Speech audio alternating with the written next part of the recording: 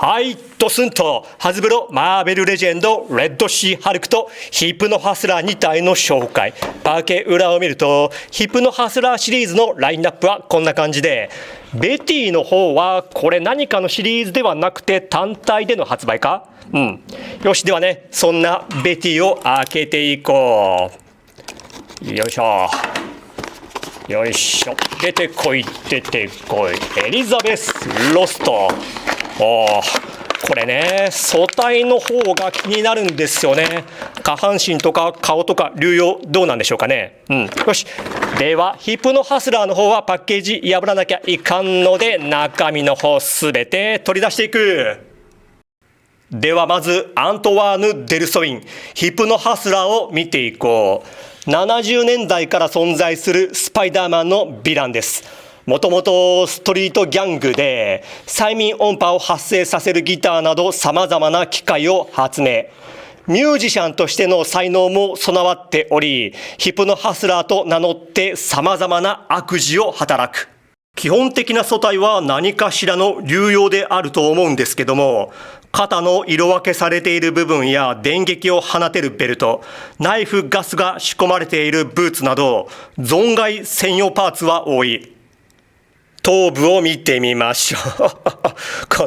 この何とも言えない感じのかっこよさね。アフロヘアの造形も素晴らしい。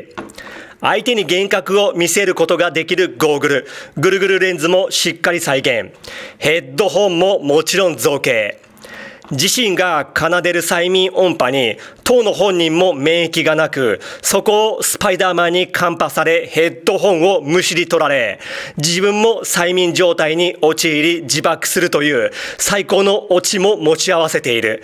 表情もついてていいですね。付属品いきましょう。まずはヒプノハスラーのメインウェポンのギターですね。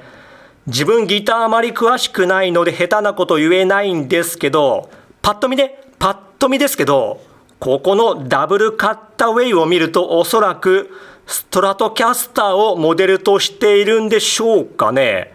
背面のボルトオンとか、あとトレモロユニットとアームを見るにつけ、なおさらフェンダーでしょうね。で、ここのペグの造形と塗装がすごいですね。で、コントロールノブが2つということは、これテレキャスターになるのか違いますよね。ましてやジャズマスターではない。で、これ今思ったんですけど、まさかね、ポール・リード・スミスの、あれ何やったっけ、カスタム24。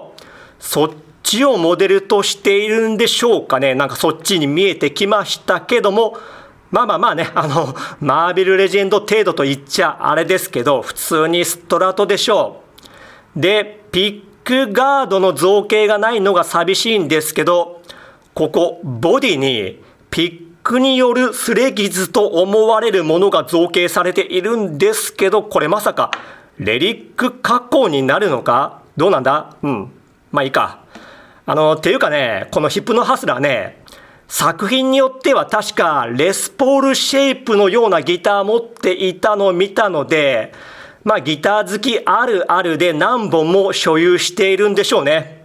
そしてブーツのつま先に穴が開いているので、ここに取り付けることができるエフェクトパーツが形状違いで4つ。で、マイクが1本と、ハンドパーツはこのような形になっていて、左手が何かしらのコードを押さえているようなハンドパーツですね。これは C コードかな。で、右手はピックを持っている手首ですね。ピックは紫で塗装。ギターを装備。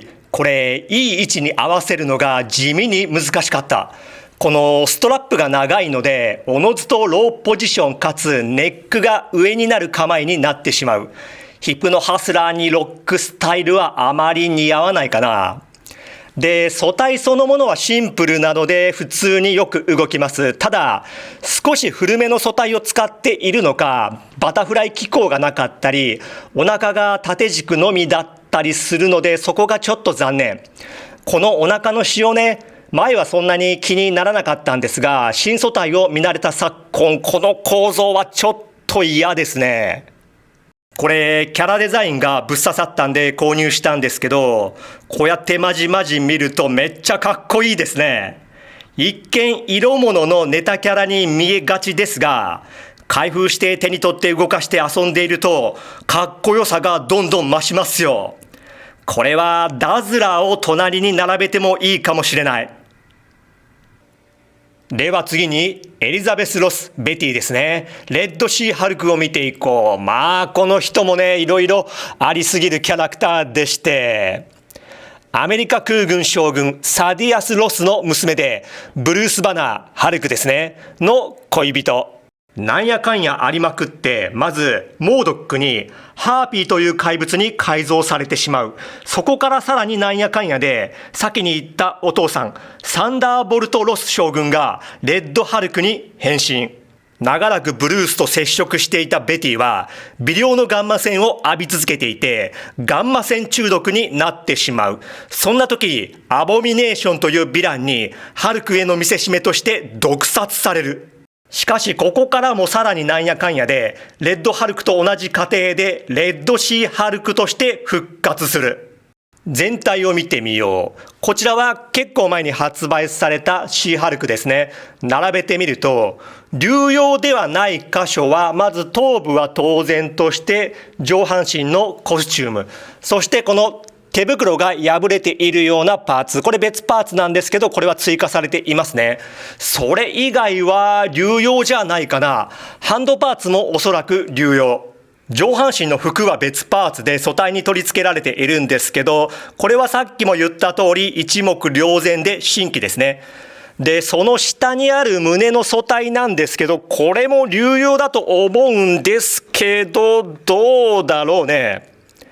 若干ベティの方がパイオツが快麗なような気もしないでもないですけど、目の錯覚か？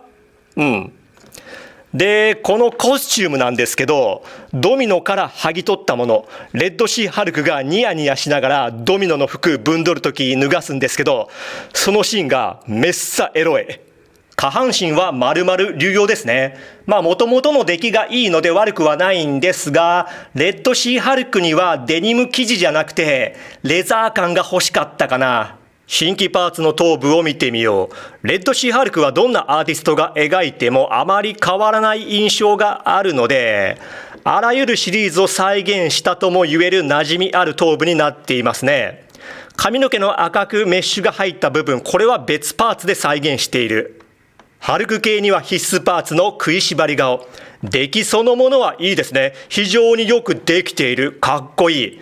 ただなぜか通常顔の時よりも髪の毛のボリュームが減っていますね。これなんで？でね、個人的な懸念点がここでして、またシーハルクに出てもらってこの食いしばり顔。これの流用だったら嫌だなと思っていたんですが、並べるとどうだろうね。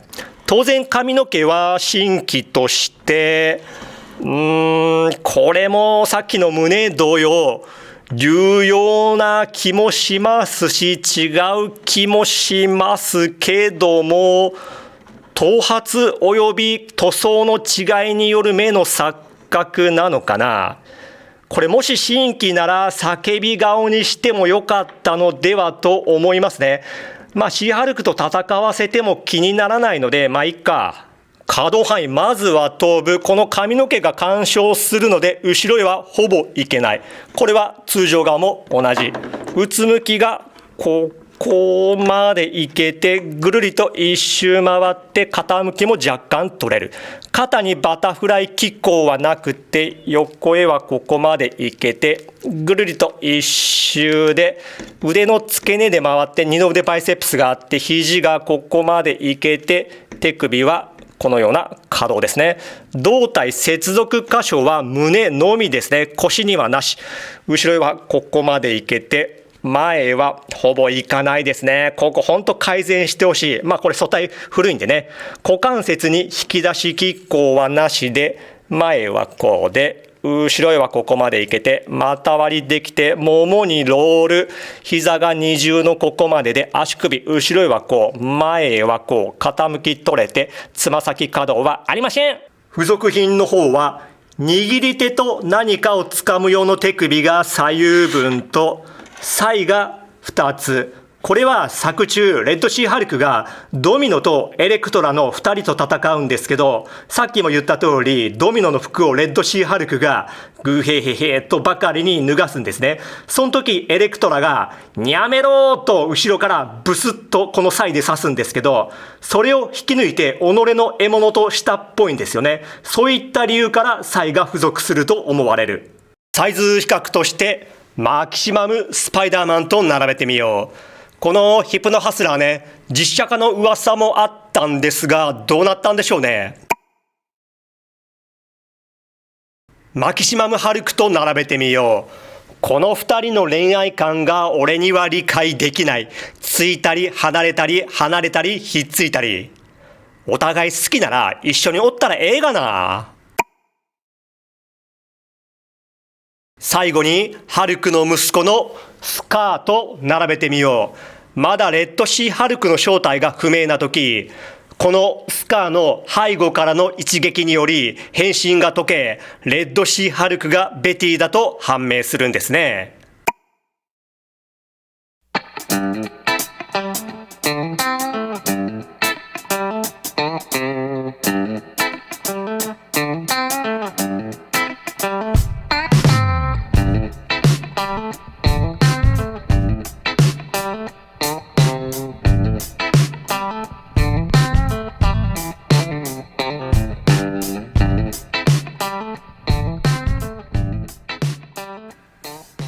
はい、では終わります。今回も本当にありがとう。バイビー。